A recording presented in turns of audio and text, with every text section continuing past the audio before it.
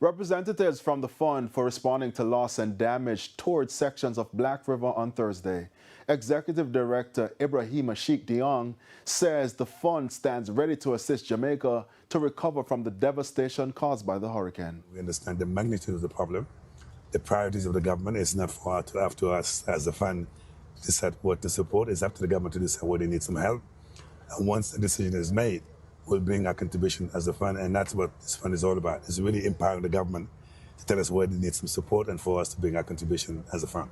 So it was a hope that the opportunity we provided will send a hit to Jamaica, and I have no doubt that the minister and his team will put a very compelling proposal for us to look at and take this to our board, and that's why we're delighted to be here to see the reality on the ground and be able to at least inform our board that Jamaica is not waiting for the rest of the world to rebuild.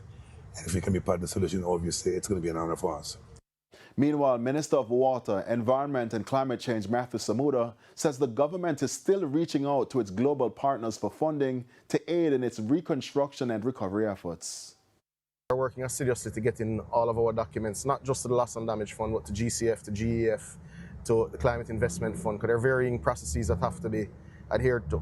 But we can assure Jamaicans that through our deep relationships, our active participation, we expect to see significant support towards the government rebuilding efforts.